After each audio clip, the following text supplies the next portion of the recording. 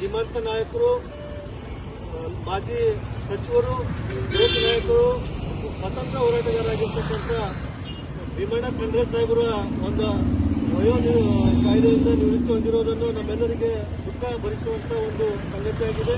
ಭೀಮಣ್ಣ ಖಂಡ್ರೆ ಅವರ ಒಂದು ಒಡನಾಡಿಗಳಾಗಿರ್ತಕ್ಕಂಥ ರಾಮನಾಥ್ ಅವರು ಮತ್ತು ಬಸವರಾಜ ದೇಶಮುಖ್ ಸರ್ ಅವರು ಕೂಡ ನೇತೃತ್ವದಲ್ಲಿ ಇವತ್ತು ಬಸವೇಶ್ವರ ಸರ್ಕಲ್ನಲ್ಲಿ ಒಂದು ಶ್ರದ್ಧಾಂಜಲಿ ಕಾರ್ಯಕ್ರಮವನ್ನು ಆಯೋಜಿಸಿದ್ದೀವಿ. ಅವರಿಗೆ ಗೌರವ ಸಲ್ಲಿಸ್ತಕ್ಕಂಥದ್ದು ಅವರು ಅವರಿಗೆ ಒಂದು ನಮ್ಮ ಔರಾದ್ ತಾಲೂಕಿನ ವತಿಯಿಂದ ಲೋಕನಾಯಕ ಭೀಮಣ್ಣ ಖಂಡ್ರೆ ಅವರಿಗೆ ಶ್ರದ್ಧಾಂಜಲಿ ಸಲ್ಲಿಸ್ತಾ ಇದ್ದೀವಿ. ಎಲ್ಲರೂ ಒಂದು ನಿಮಿಷ ಭೀಮಣ್ಣ ಖಂಡ್ರೆ ಅವರ ಮೌನಾಚರಣೆ ಮಾಡೋಣ. ನಾವು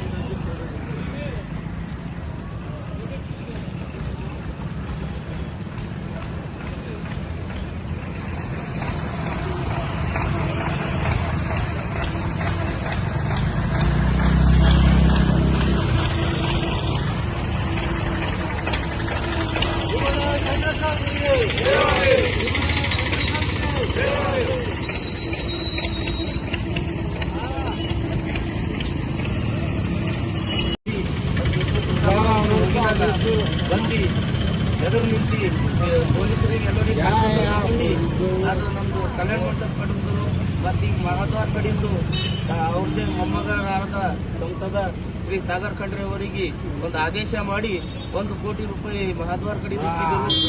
ಇವತ್ತು ಅವ್ರದ್ದು ಏನು ನಿಧಾನ ಆಗ್ಯದ ಇದರಿಂದ ನಮ್ಮ ಔರಾದ್ ತಾಲೂಕು ಅಂತೂ ಅನಾಥ ಆಗಿದ್ದಂತೂ ಸತ್ಯ. ಅದ್ರ ಸಲುವಾಗಿ ಅಮರೇಶ್ವರ ದೇವಸ್ಥಾನ ಅಮರೇಶ್ವರ ದೇವರಲ್ಲಿ ನಾವು ಒಂದು ಪ್ರಾರ್ಥನೆ ಮಾಡ್ತೀವಿ, ಅವರು ಆತ್ಮಕ್ಕೆ ಎಂದು ಸ್ವರ್ಗದ ಜಾಗ ಸಿಗಲಿ, ಅವ್ರದ್ದು ಮನೆಯವರಿಗೂ ಶಾಂತಿ ಇದು ಮನೆಯವರು ದುಃಖ ತಾಳೋದಕ್ಕೂ ಕಾರ್ಯಕರ್ತರಿಗೂ ದುಃಖ ತಾಳೋದಕ್ಕೂ ಭಗವಂತ ಶಕ್ತಿ ಕೊಡಲಿ ಅಂತೇಳಿ ಇವತ್ತು ಪ್ರಾರ್ಥಿಸ್ತೀವಿ. ವಿಕಾಸ ಸಲುವಾಗಿ ಬಸ್ ಡಿಪೋ ಮತ್ತು ಮಿನಿ ವಿಧಾನಸಭಾದಲ್ಲಿ ಬಹಳ ದೊಡ್ಡ ಪಾತ್ರ ವಹಿಸಿ ಅವರ ವಿಕಾಸ ಇನ್ನ ಯಾವ ಥರ ಮಾಡಬೇಕು ಅಂತ ನಮ್ಗೆ ಬಸವರಾಜ ದೇಶಮುಖ ಇಲ್ಲಿ ಅನೇಕ ಕಾರ್ಯಕರ್ತರಿಗೆ ಕೇಳ್ತಿದ್ರು.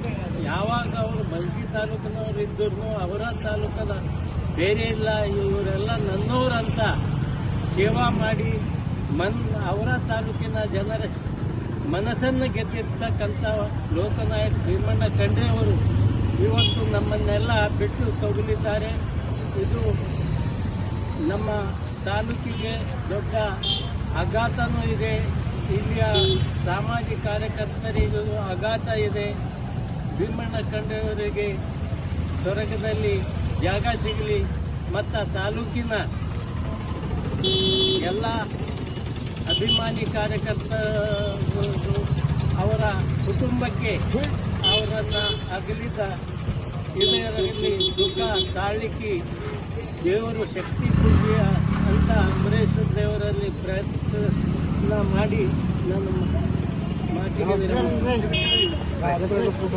ಖಂಡ್ರೆ ಸಾಬ್ರಿಗೆ ಖಂಡ್ರೆ ಸಾಬ್ರಿಗೆ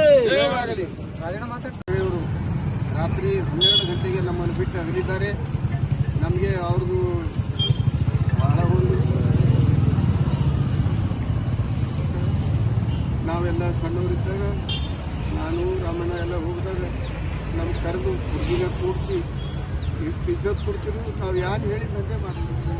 ಇವತ್ತು ನಮ್ಮದು ದುರ್ದೈವದ ಸಾಗರ ಸರಿ ಹೋಗ್ಯಾರ.